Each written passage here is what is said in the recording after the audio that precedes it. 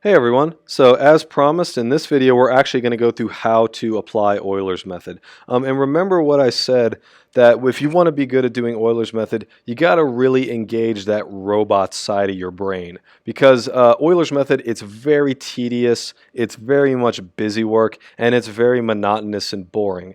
So it's perfect for a robot. What I mean by it's perfect for a robot is Euler's method is an example where we have a step-by-step procedure that we go through and we do it, and we apply that procedure just over and over and over and over again. So as long as you can get down how to do the procedure once, you'll be able to do it forever. Okay, it's just getting it down once, which is the hard part. So just bear with me. We're going to go through an example very slowly, step by step, and I think by the end of the video you'll realize Euler's method is absolutely nothing to fear. Okay, so Euler's method we start with an initial condition.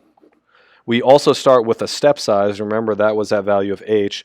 We also start with a differential equation, and we start by setting this thing called a counter, which I will call n equal to 0.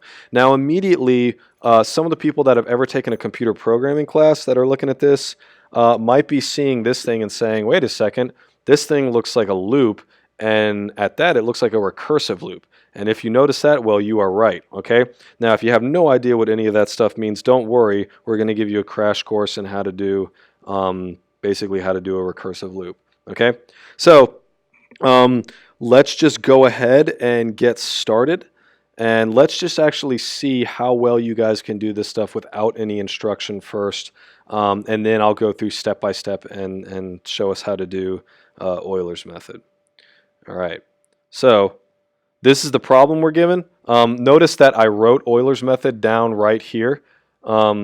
Now we want to estimate y of 0.3. All right, so that means we want to go until x is equal to 0.3. And we have our step size is 0.1. Here's our initial condition, and here is our function. Now, just look at Euler's method, what I wrote down in this 1, 2, 3, 4 step-by-step process. See if you can actually do it on your own. Maybe just try to fill out, like the first, let's say, two rows of this table. Pause the video and give it a shot. Okay, well, if you tried this, I hope that you would be able to fill at least these two cells out first. And that is those two right there. Now, remember, actually here, I'm sorry, this capitalized. This should be a lowercase n.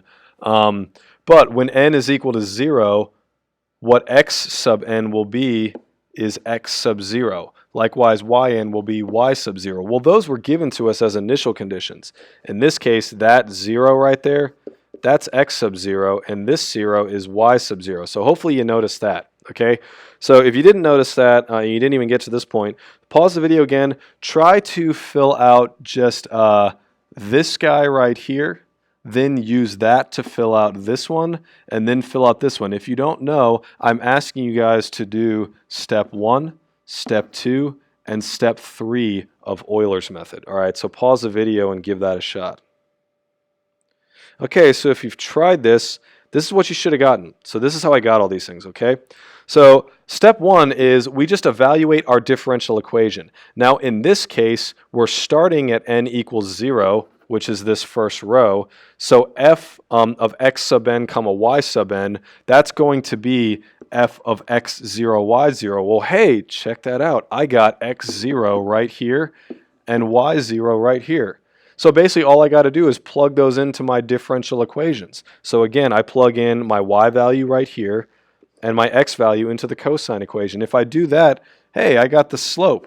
Okay, the slope is equal to 1. Okay, so remember, this was step number 1 in Euler's method. Okay, step number 2 was right down here. It was find that y value. Okay, so remember, we are still at n is equal to 0. So if we are evaluating y of n plus 1, that means we are evaluating y1.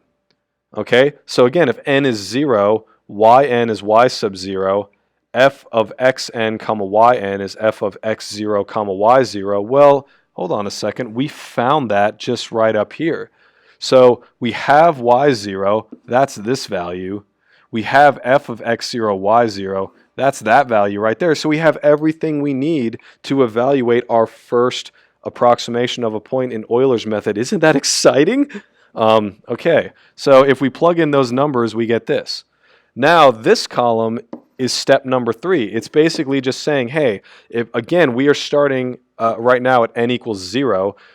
So if we want to find x of 0 plus 1 or x1, this value right here, we add h to our previous x value, where our previous x value was x0, which is given in this column right here. So do you guys see that by applying Euler's method, we're always just looking one step back to get all our values, and all of our calculations require basically just taking that one step back and applying those values to the exact same equations over and over and over again. That's why I said if you get how to do this for one iteration, you will know how to do it for the rest of time, provided you remember what the iteration process actually is. Okay, so now why don't you go ahead and pause the video and try to find what this cell will be, then do this cell, then do that cell. So pause the video, give it a shot. All right, so if you go through and do that stuff, recall that we're just doing the exact same process we did before. So we just found y1 and x1. Now realize that when we found those, our next step is to make n go up. If n was at 0 before, now n is going to be equal to 1. And what do? We go back to step 1. So we go right back here, but now n is not 0 anymore, n is 1. So f of xn comma yn is actually f of x1 comma y1. Okay? And again, if we look to our differential equation, we just plug in x1 and y1. Well, hold on a second. We found x1 in the last step. We found y1 in the step before that. We have everything we need to find what that value of the slope is right there. So if we plug in those numbers, boom, we get that slope. Okay? Now the next step, again, so this was step 1. Now we go to step 2, find the y value. Well, again, we're just plugging in this exact same formula. So now if n is equal to 1, y of n plus 1 will be y sub 2. Y of n will be y sub 1. F of xn comma yn will be f of x1 comma y1. Well, we just found f of x1 comma y1 right there. We know that y1 is equal to that value right there. So we have absolutely everything we need to find what our next y approximation is in the Euler approximation. So we can do that. And then likewise, if we want to update the x value, we just add h to the previous x value. So what you're noticing is updating the x values is really easy. You just add h to the last one. It's more updating the y values, which is a little bit more the difficult part of Euler's method. But hopefully, as you're seeing right now, it's really not that difficult if you can just do, like I said, one iteration. Okay, so are you ready to take the big leap? Take the last thing, repeat Euler's method one more time to fill out what this cell is, what this cell is, and what that cell is. Pause the video and give it a shot. All right, so are you ready for this? Are you ready for the culmination of all of our hard work? All right, this is what we get, okay? Sorry, these values are bolded. They shouldn't be.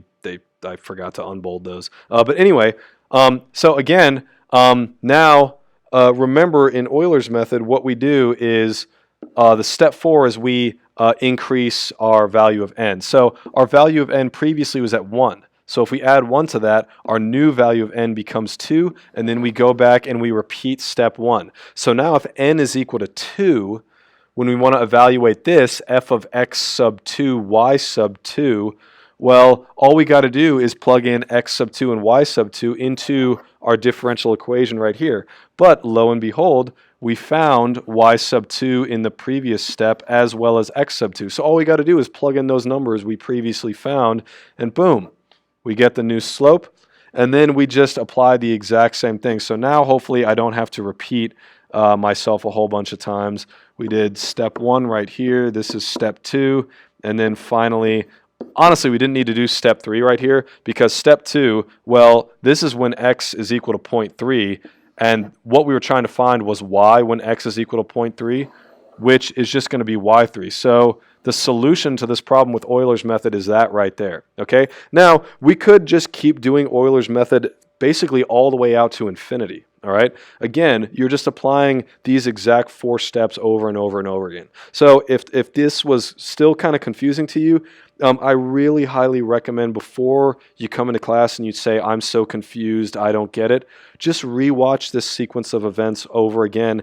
And if you're not pausing the video and you're not trying to do these things on your own, you're not going to learn how to do this stuff. You have to do it on your own. If you're just watching the videos, you're passively learning. Take an active role in your learning. Actually try to do this stuff. I guarantee not only will you learn it faster, but you will learn it better if you actively participate in the videos. So please come tomorrow, or I guess 2 days we'll meet. Really, I shouldn't say that, because if I'm going to reuse these videos next year, we might meet tomorrow. So we may meet tomorrow, we may need 2 days, we may meet maybe like after a spring break from now. I'll just say next time we meet, come ready with questions on Euler's method.